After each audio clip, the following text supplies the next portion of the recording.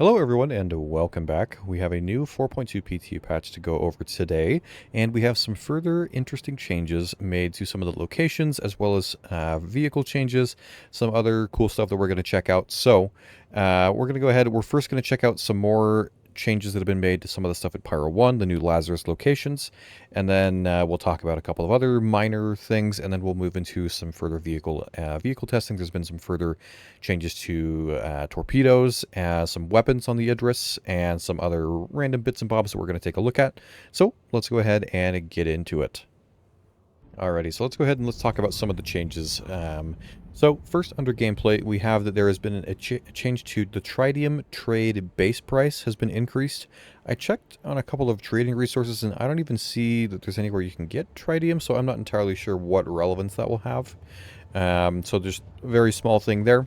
And then the big thing we have is further Stormbreaker polish. So unconscious actors will no longer be detected by loadout scanners, so you can't just knock out an NPC, not kill them, and put them in front of the thing. That will not work. You will have to actually put the clothing or the armor or whatever it is on for it to work.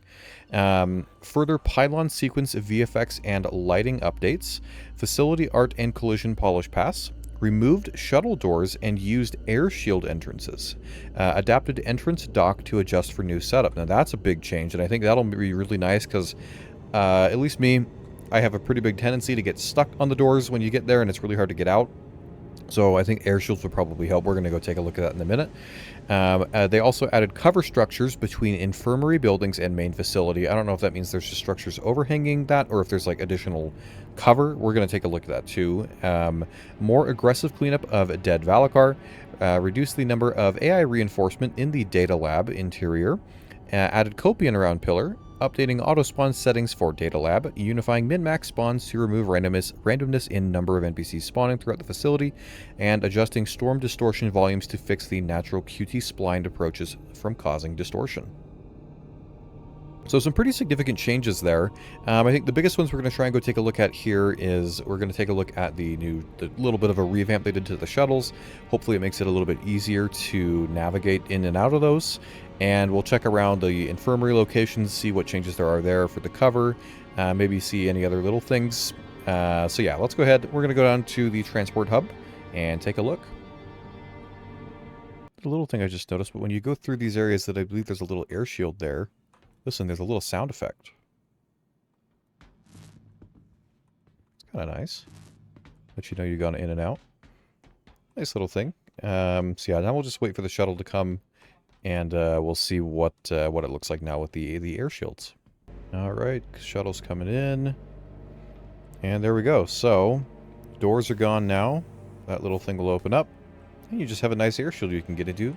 So that'll make it a lot easier, I think, to get on and off, and also for getting out like the Valakkar big fangs and stuff. Make it a little bit easier to get them onto the shuttle, because that's really the only way you have to remove them. So it looks good. There might be a little bit of polish they got to do for it, for the little effects there, but I think that's definitely probably a better solution. But now we'll head into the storm, and yeah, the clouds are back. That was a bug apparently, that none of the clouds were there. But we'll head back in, we'll head into the storm and check out any other changes at the Lazarus locations. So I guess something that's interesting that you could do with it being the air shield, I could just jump out like that. Might take a little bit of fall damage, but you don't have to necessarily go up to that area now. So that is that could be a little bit of a change, because you wouldn't be able to camp people necessarily coming off that way. Another little bug I believe they fixed, if you look at the bottom left, you can see the radiation counter. Before it was just showing like 999, like fully maxed out. Now it looks like it's more what it's supposed to be. So, looks like this suit can handle 251 Rs per second, or REMs, or whatever it is, per second. But it looks like we're only at about 175, so this suit is able to handle all that okay. Let's go look really quick at one of the respawn locations. I think this is one of them. So I don't necessarily see any additional like cover or anything here. Oh, there's a bigger Valakkar over there. Maybe there's some additions inside. Maybe some extra cover inside the building. Doesn't really look like it. Looks about the same. We will set our spawn here. So yeah, that's Nothing too crazy there. We'll just do a quick run around of the rest of the facility, see if there's anything obvious that's different, but if not, then we'll go on and keep checking out some of the other new stuff in this patch. Now, something I will note is I have noticed a big improvement in the sound occlusion, or the sound, however they, the transition between going from the outside, it's all loud with the rain, to the inside, because we have the little effect of the air shield. And the rain effects are basically gone. You can very slightly hear it. I remember at first that was not the case, so that's a lot better. It's going to be a lot easier to hear inside, not nearly as loud. So that's just like a little thing that I noticed, but it's just those little things that, like the air shield, the change in that, it all just adds up and it makes it sound just way better and helps with the immersion quite a bit. So I'm glad that they've gotten that part fixed. Alright, well I haven't really found any other obvious changes here at the Lazarus complex, so that's probably everything here for today. So now we're going to move on to the other changes in this patch.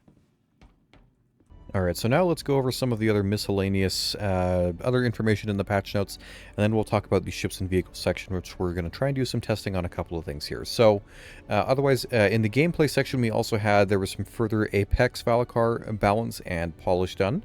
They added animation events to new Submerge and Emerge animations, Roar and Weak Point VFX and audio polish, Apex Hazard Area polish slash Weak Spot Impact effect polish, Slam polish, adding some polish to the sweeping projectile attack, and Valakkar pearls, updating master records and added ability to store Valakkar pearls, updated cargo grid volumes for Valakkar fangs.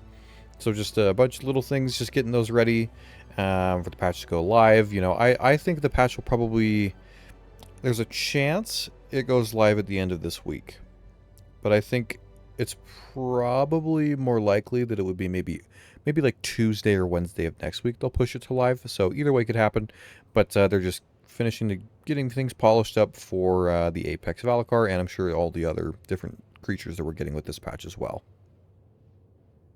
And then under locations, small thing here, we have that they have added bigger cloud formations to Pyro 4. This is something that I had noticed previously, that they looked a lot flatter and just not a lot of depth to them, the clouds that run Pyro 4. So I saw them earlier, and they definitely have a lot more volume to them now, so they look a lot better. So that combined with the rain and, you know, just the beautiful views you get on Pyro 4 anyways, it looks very nice. And so yeah, just a little bit of a change there. And then very briefly, to finish this section, under Core Tech, there was further server performance optimizations and a refactoring of how we handle cleanup / lifetime of entities spawned by mission location modules to allow better handling after DGS crash recovery. I think some of this has to do with handling like the Valakkar, dead Valakkar spawning, despawning, and all those sorts of things, just keeping that a little bit more cleaned up so that it doesn't tank server performance massively or client performance. So good to see that they have made some optimizations there.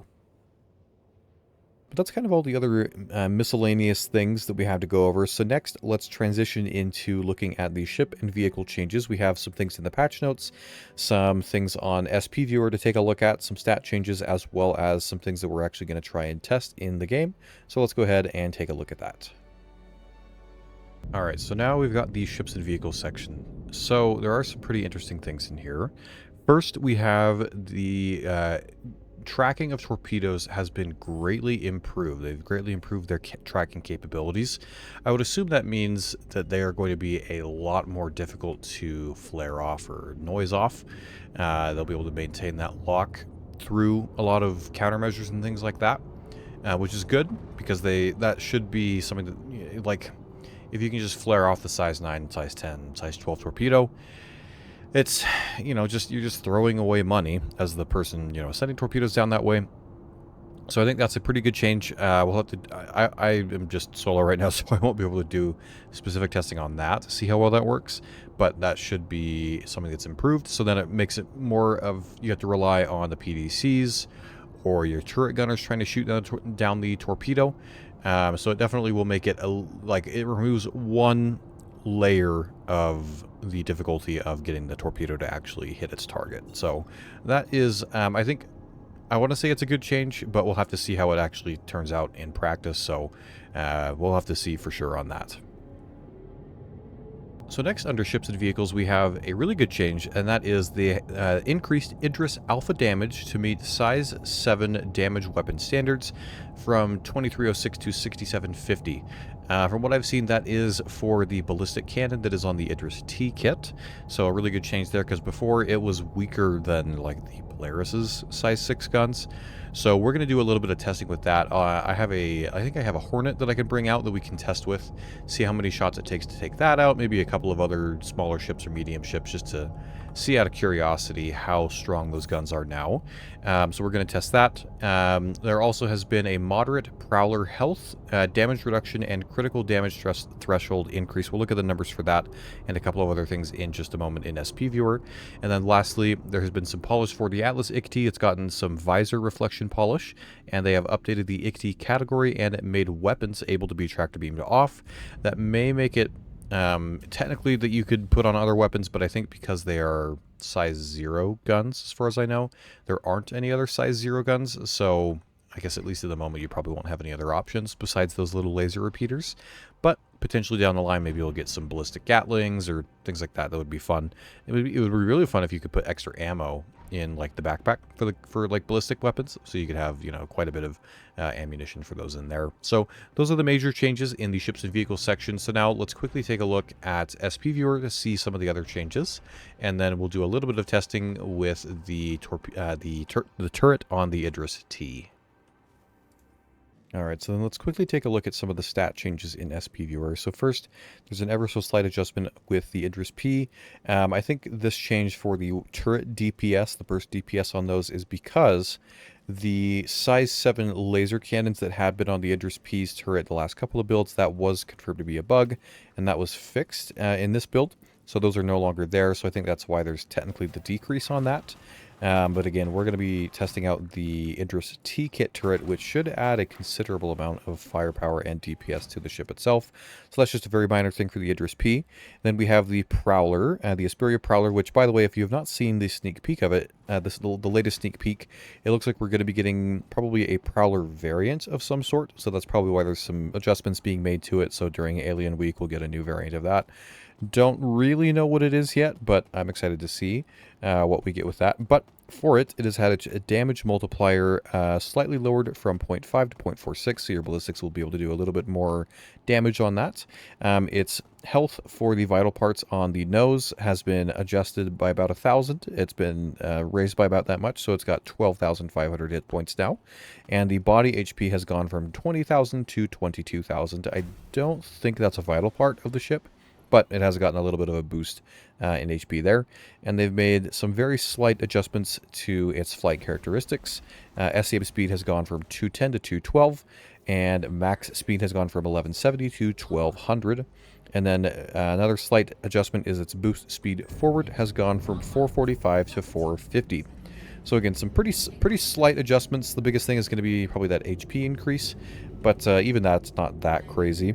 So again, I think it's just some little adjustments being made, balancing it in preparation for, as far as we can tell, seemingly a new variant of the ship coming out in probably a couple of weeks when Alien Week happens. I forget off the top of my head when that is, but I think in the next couple of weeks here.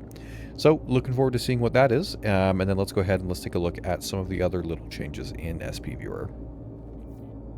So we have two more changes. These are both for hardpoint weapons. So first is going to be for the Conqueror 7 ballistic cannons. Again, that is the size 7 bespoke cannons you get on the Idris T-Kit turret. So they have had their alpha damage increased from 2,306 all the way up to 6,750. So that's a plus 193% increase in terms of their alpha damage. So very, very high on that. I think that's maybe, I want to say it's about double of what the damage is, or maybe almost double what the damage is the RSI Polaris's size 6 bespoke turret will do. So quite a bit more beefy. I mean, that damage, you know, just makes me even more excited for the day that we get the Perseus with supposedly the turret's upgun to dual size 8s. So that'll be, I wouldn't be surprised if size 8s would do maybe like 11 or 12,000 alpha damage. And that would be insane. I'm very excited for it. Yeah, I'd love to hear any of your thoughts on those changes in the comments with the weapon damage. Do you think that's a good sign for things like the Perseus? Will we see ballistics maybe get some love? Maybe when we get engineering in, we'll have to see. But if you have any thoughts on that, make sure to let me know in the comments. All right, and then the last thing that we have in the changes on SPViewer is something that's interesting. It's a new addition of what seems to be a new weapon. It is called the Thili. I don't entirely know how to say it. Thili laser gatling, and it seems like it's a size 2 weapon. So I don't know if maybe this is just some other, just a general purpose new weapon. You can put it on any ship. Thing that we're going to be getting, maybe it's something that is involved with the Prowler variant. Maybe it'll have some size 2 guns on it that are like a new gun or a bespoke gun or something like that. I don't know. But there is that little addition there, so excited to see that hopefully in the game in this patch. I'd love to see more. They have talked about it doing more weapon types for all the sizes, filling out those a lot more. So hopefully we'll see some of that coming throughout the rest of the year. But good to see that there is at least something new coming in the patch. But that's all the changes that we have for SPViewer for today. So then let's go ahead and transition over to doing some testing with the Idris T-Kit turret. I'm just pulling up a couple of ships to test it on a couple different sizes, and we'll see how well it does. Alright, so I have a couple of ships lined up for us to test. So first we're going to do it on an F7A Mark II, small fighter. Again, I don't think this turret will have a good time trying to hit fighters because I'm pretty sure the projectile velocity is somewhere around 750 meters a second, so it's going to be very slow. So you're going to have to be pretty lucky to hit a ship this size, but we will test it just to see how well it does against that. And then I also have a C1 Spirit, a little bit larger of a ship you would possibly come up against. We'll try it against the Hammerhead, and then on the Polaris as well I have that, but for that I don't think we'll be able to take out the Polaris completely, but I do want to test it for taking out, maybe trying it to get some components, maybe take out some of the engines, see how well it can do that, maybe PDCs or turret weapons. We'll have to try a little bit of that, but we're going to go ahead and first test out the Hornet. So I do have it set to staggered mode, so it'll just fire one shot at a time. So again, it should do, with the damage reduction, probably around 3,000-ish, 3,300 damage on this. So we'll just go ahead, we'll just see how many shots it takes to take it down. We'll just go right for the main body of the ship and see what happens. All right. 1, 2. Wow. I didn't think it would be that quick. I think it's full death too. It's not even soft death. So 2 shots to take out an F7A. If you can hit it right in the body, if you hit it on the nose, which is another vital area of the ship, it might even be 1 shot, maybe even quicker. So far, this thing seems to be pretty powerful. So now let's move over to the C1 Spirit and let's try shooting that one. All right, so now we have the C1 Spirit. This is a medium ship. There is, there's a fair amount of medium ships you could probably get good shots on with this, even with the slower projectile velocity. So this is considerably more durable in its hit points, from what I understand, than the F7A. So it might withstand a couple more shots, but we're going to go ahead and test it out. So let's see how the C1 does. All right, here we go. We'll just go for the main body. 1, 2, 3, 4. So 4 shots to soft death the C1. I assume it'll just take 1 more, and that will hard death the ship. 4 shots. That is pretty insanely powerful for that thing. Oh my gosh, that is, yeah. And I think it should be that powerful. That's the thing. Like, the size 7 ballistic cannons, if it's bespoke like that, it needs to be powerful. It needs to have that really big punch. So I am very happy to see that it seems to be that way. There are a couple of issues with the turret itself that I will discuss after we complete all the tests, but just with this change to the damage, this is already probably going to become what I put on that turret once this patch goes live, and hopefully there's some other issues that are fixed, but again, we'll talk about that in a minute. So now let's go ahead and we are going to test it on the Hammerhead, so little bit of a larger ship, quite a bit more HP on that. So we'll test it on that, and then finish off with a little bit of testing on the Polaris. Okay, so here now we have the Hammerhead. The Hammerhead has, I believe, 2 vital areas. I think the nose and the main body. And I think they each have about 80k health, I want to say. So we're going to go for the nose on this test, and we'll see how the Hammerhead holds up. I feel bad for the Hammerhead because I really want it to be a good ship. Like, I love flying in it, like when I've been in a fully crewed one. It's so fun, but it's just not durable enough for how big it is. And so it just gets crushed by like the Polaris and the Idris at the moment. So hopefully it'll get some love at some point, maybe when we get engineering. But let's go ahead and run the test of how it fares against these ballistic cannons. So let's go ahead and see.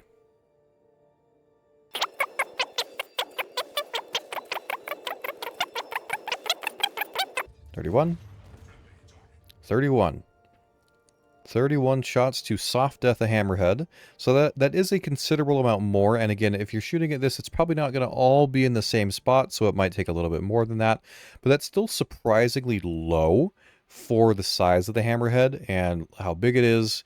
The armor that, you would think it would have. So again, I think the Hammerhead needs some love. If we give it a couple more shots, that'll probably hard death it.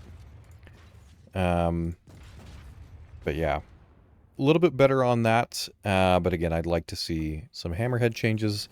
It'll hopefully make it a little bit more worthwhile using. So that's going to be the Hammerhead test, and now we are going to test. We'll probably try and shoot an engine or two off of the Polaris, see how it does there. Maybe try doing some targeting of the turrets, things like that. So let's go ahead and test that for a moment.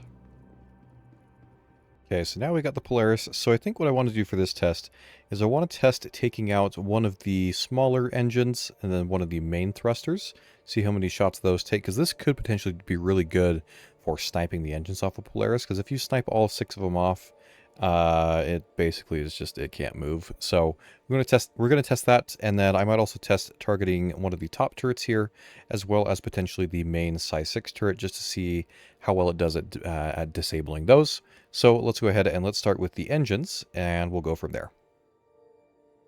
Okay, so we'll start with one of the top engines here.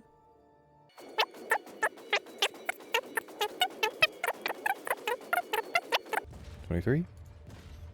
23 looks like, to get that engine to fully come off of the ship. So pretty durable, I will say.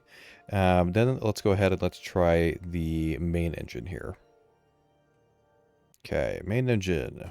1, 2, 3, 4, 5, 6, 7, 8, 9, 10, 11, 12. So after 12, it went dark, like I can't target it anymore, which I believe that means it's disabled. The other one didn't do that for some reason. And then how many more shots to take it off? 13, 14, 15, 16, 17, 18, 19, 20, 21, 22, 23, 24, 25, 26, 26. So another, what was that, 14 shots to get it to come all the way off. So pretty durable. But I think it's very, very manageable if you can get behind the Polaris. And if this thing's able to target that, it's not going to take a whole lot of time to get those engines off and just start whittling those away. And this gun paired with the Idris K's laser, if you bring down the shields, will probably make it even faster. Maybe take a couple of shots off of that. So I'd say pretty powerful. So now let's go ahead and let's try, lastly, some of the turrets, see how well it does in disabling those. Okay, we'll go ahead and target the turret. 1, 2, 3, 4, 5, 6. I think it was 6 to fully disable the turret. And so I think you don't even have to hit the... I don't think you have to disable the guns themselves, but just the turret. That will do it, and it will not fire anymore. So about 6 shots for that top turret there, which is not a lot. So you could whittle down all of the Polaris's offensive capabilities, and other ships, of course, as well, with this turret. So then, lastly, let's do it on our size 6 turret. 1, 2, 3, 4, 4. Not a lot, and that's just for the turret. Again, I think the guns themselves have a bit more health. Let's see. 1, 2, 3, 4. No, maybe that already got rid of it. I think it already got rid of it, actually. So I think it was like 2 shots. So yeah, this will be, if they get some of the issues ironed out with it, that we'll talk about in just a second here.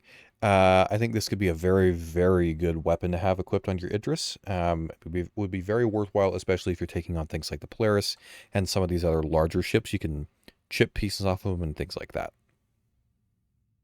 So then let's quickly finish off by talking about some of the issues that there still are with this turret. So one, if you notice, I am in gimbal mode, but as you can see, the turrets themselves, the guns, are not moving with the gimbals. Now, I have looked at this a little bit previously. If I zoom into the actual turret housing here, it, to me, looks like there's actually, there's actual geometry for the turrets going up and down, these sort of, those circles you can see on the side there, but I don't really see anything super obvious that indicates they can move side to side. So that might be something that they have to add to this turret, or it's just bugged and it's not showing properly or animated properly. But right now the gimbals are not working on this turret still. Now you can still aim it, but it's not the best. So hopefully they can get the gimbals working on it. The other big thing is, in terms of just things that don't work, is the MFDs don't work. I don't know exactly why, but you just don't get anything here, and as a result, you also don't get any like targeting pips, so that makes it quite difficult to aim at anything except for large ships that you're extremely close to. So hopefully they can get that fixed as well. That's one of my other big gripes with it. And then last of all, something that isn't really, it's not broken with it, but something that I think does need adjusted is the ammo count of the guns. So when they're full, they have about 317 rounds each. If you didn't know, in the last patch, the Polaris's main guns, that turret up there got adjusted to about, I think it has 900 rounds per gun. So I think this could easily be brought up to that, a similar ammo amount. Honestly, because the Idris is even bigger, I wouldn't be surprised if maybe you would bring it up to maybe 1,000, maybe 1,200 rounds, just so it has a lot more sustained fire and it can be in the fight a lot longer. So I'm really hoping we see an adjustment on that. I think that'll make it even more useful to have on the Idris. The last thing that's not really broken, but it's a little bit weird, is just how fast it seemingly fires after they fixed some heat issues with it, where you could only fire like one shot and you had to wait a while for it to cool down. But like now, I can shoot pretty quick, quicker than the Polaris turret will shoot. So I could see that potentially getting slowed down a little bit. That's not necessarily something that's broken, just something that probably needs a balancing a little bit. So we'll have to see what happens with that. If you have any other suggestions for what should be done to fix the turret or make it a little bit better, feel free to let me know in the comments. If you have any critiques of what I've talked about, maybe that shouldn't be fixed or adjusted, make sure to let me know that as well. But that is everything that I have for today. That's all the testing we're going to be doing. Really looking forward to the patch, hopefully going live in the next couple of days or early next week. Yeah, that's everything I have. So if you enjoyed the video, feel free to leave a like, as it really helps out the channel. If you'd like to see more Star Citizen news and updates, feel free to subscribe to the channel as well. And that's going to do it for this one. And until next time, I will see you in the verse.